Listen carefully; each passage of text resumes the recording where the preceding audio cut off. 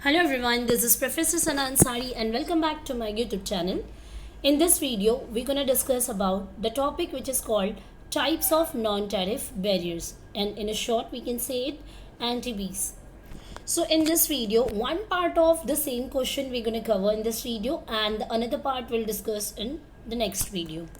So सबसे पहले हमें ये समझना पड़ेगा फ्रेंड्स कि नॉन टैरिफ बैरियर्स होते क्या हैं. सो नॉन टैरिफ बैरियर्स जो है बेसिकली ये उस किस्म की रुकावटें हैं जो टैरिफ के अलावा चार्ज की जाती है आपकी इंपोर्ट या एक्सपोर्ट्स को स्टॉप करने के लिए. Basically export is beneficial for us, but import करने के लिए मोस्ट ऑफ द टाइम हम लोग जो है टैरिफ लगाते हैं, टैक्सेस लगाते हैं और ड्यूटीज चार्ज करते हैं.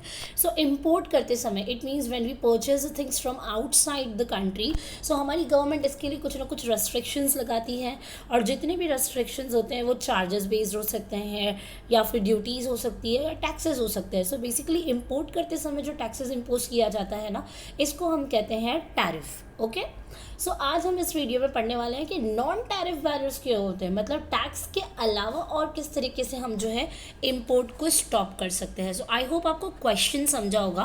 Question is types of non tariff barriers. तो मैंने अभी आपको बताया कि नॉन टैरिफ बैरियर्स वो बैरियर्स होते हैं जो टैरिफ के अलावा चार्ज की जाती है, मतलब इंपोर्ट करते समय टैक्स के अलावा जो दूसरे तरीके and ways and forms use किए जाते हैं to stop the import, it is called a non tariff barriers. So there are two types of non-tariff barriers. The one is import quota and the second is other non-tariff barriers. So definitely the second part we'll discuss in our next video, but in this video definitely we're going to cover the import quota, which is the first type of non-tariff barriers and with the full-fledged handwritten notes. Okay, so now start करते हैं friends. As you can see on the screen मैंने यहाँ पर जो hand written notes बनाई है और उसको जो है स्कैन करके अपलोड किया है ताकि आप लोगों के लिए बहुत ही ज़्यादा कन्वीनियंट हो जाए. और मैंने आपको 4 से 5 लाइन में कुछ एक्सप्लेनेशंस दिए ईच एंड एवरी पॉइंट इसके, जो बहुत ही ज़्यादा आपको कंफर्टेबल होंगे आंसर में लिखने के समय, और आपको कुछ ईजी वर्ड्स में भी कन्वर्ट करके दे रखा है. सो सबसे पहले देखिए मैंने स्क्रीन पे एंटी-बीज यानी कि non tariff barriers which is divided into 2 part A and B, दोनों को मैंने स्पेसिफिकली यहाँ पर लिख रखा है. So A is import quota and the B is other known non-tariff barriers. ठीक है, so import quotas and other non-tariff barriers है, तो हम पहले import quotas के बारे में पढ़ेंगे. तो as you can see on the screen friends, पहले ये समझना होगा कि जो टाइप है non-tariff barrier का, first import quota. import quota का मतलब क्या होता है? So quota is nothing but the quantities. ये रिफ्लेक्ट करता है कहीं ना कहीं क्वांटिटी के बारे में. So import quotas are the maximum quantity of imports of commodities, they are fix by the government. देखिए इम्पोर्ट कोटा जो है कौन फिक्स करता है? गवर्नमेंट फिक्स करती है. लेकिन किस पे फिक्स करती है? कि आप जो भी इम्पोर्ट कर रहे हैं उसका मैक्सिमम क्वान्टिटी जो है फिक्स करती है कि भाई इसके ज़्यादा आप जो है इम्पोर्ट नहीं कर सकते. फॉर एग्जाम्पल इंडिया ने चाइना से अगर कोई चीज़ खरीदना है यानी कि इम्पोर्ट हो गया, तो हमारी गवर्नमेंट यानी कि इंडियन गवर्नमेंट बोल देगी कि भाई आप चाइना से 10,000 यूनिट्स शूज़ ही खरीद सकते हैं, उससे ज़्यादा आप नहीं खरीद सकते हो.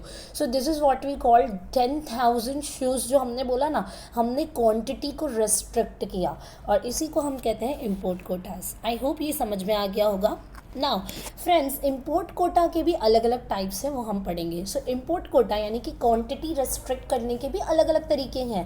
क्वांटिटी को सिर्फ बोल दिया और रेस्ट्रिक्ट कर दिया नहीं, अलग अलग तरीके से होते हैं. सो इनके टाइप्स हम पढ़ेंगे. पहला क्वांटिटी रेस्ट्रिक्शन वाला टाइप यानी कि इम्पोर्ट कोटा का type is tariff and custom quotas. अब टैरिफ एंड कस्टम कोटास क्या होते हैं? सो पढ़ लेते हैं. Under this quota system import of specific quantity limit is allowed either any duty free और at a lower rate of the tariff.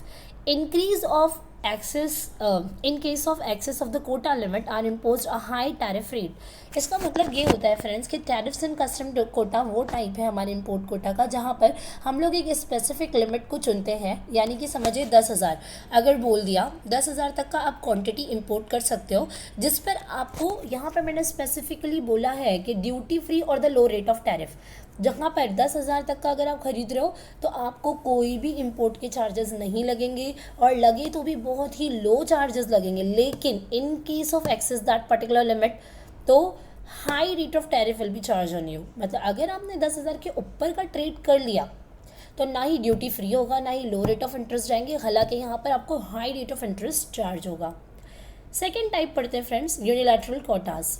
So unilateral quotas it is nothing but internationally हम इसको देखते हैं. Unilateral it's refers to the international या फिर overall या फिर country के साथ जब आप कनेक्ट करते हो तो when a country imposed quota on import of commodity from another country without prior negotiation and consultation is known as the unilateral quotas.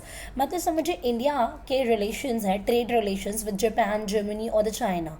अब समझिए इंडिया को अगर जापान से कोई ट्रेड करना है, फॉर एग्जांपल जापान से कोई मशीन्स वगैरह, छोटी छोटी मशीन्स या आर्टिकल्स जो इंडिया खरीदता है, सो इंडिया अगर नॉर्मली कभी 10,000, कभी 20,000 यूनिट्स, कभी 50,000 यूनिट्स, लेकिन इस टाइम अगर इंडिया ने ऐसे किया कि प्रायर नेगोशिएशन या प्रायर कंसल्टेशन किए बिना ही इंपोर्ट को रेस्ट्रिक्ट कर दिया जो हमारे पास आता था जापान से.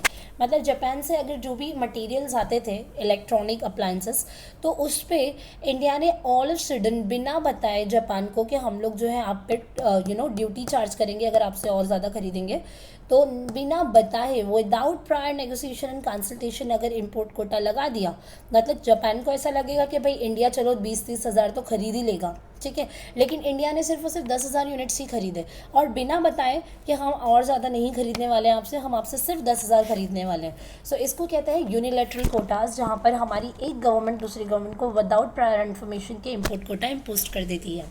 ठीक है.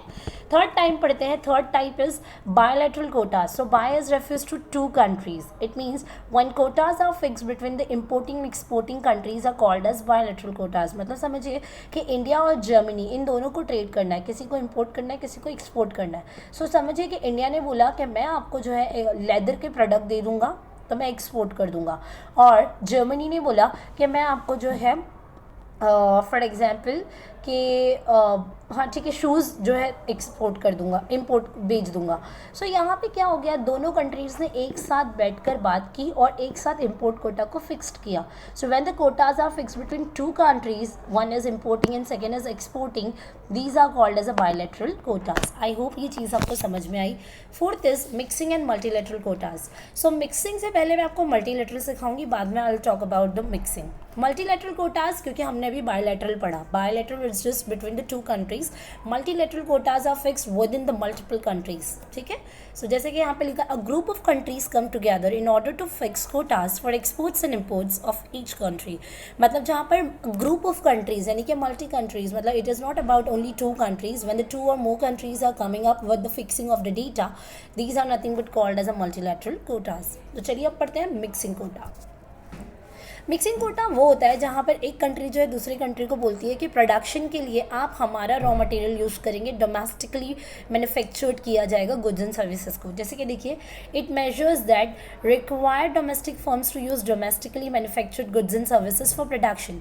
मतलब समझिए फॉर एग्जाम्पल आप India wants to produce something, but उसके लिए अगर raw material if India wants to purchase from outside the country ना, सो गवर्नमेंट यहाँ पर क्या करती है, मिक्सिंग कोटा अलाउ करती है. गवर्नमेंट ये बोलती है कि if you want to produce something, so use the domestic manufactured goods and services for the production. मतलब आप डोमेस्टिकली रॉ मटेरियल्स को ही यूज़ करें, जो हमारे पास अवेलेबल है रिसोर्स उनको यूज़ करके ही प्रोडक्शन करें. So this is what we call the mixing Kota.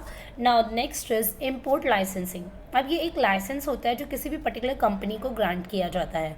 सो अगर कोई डोमेस्टिक इंडस्ट्री को ये ग्रांट किया जाएगा तो उस इंडस्ट्री को एक स्पेसिफिक परमिशन मिलता है कि भाई तुम इतने तक का इंपोर्ट कर सकते हो, अदरवाइज़ नहीं. समझिए कि अगर आपका कोई स्टील मैन्युफैक्चरिंग कंपनी है और आप उसके कुछ आर्टिकल्स वगैरह खरीदते हो, सो अगर आपके पास इंपोर्ट लाइसेंस है स्टील मैन्युफैक्चरिंग कंपनी के पास, तो वो कंपनी जो है, और लेकिन उनको भी लिमिट दे दिया जाएगा कि भाई ठीक है आप जो है काम ही ये करते हो तो आपको हम जो 20,000 तक का लिमिट देंगे, बट उसके एक्सीड्स हम नहीं जा सकते.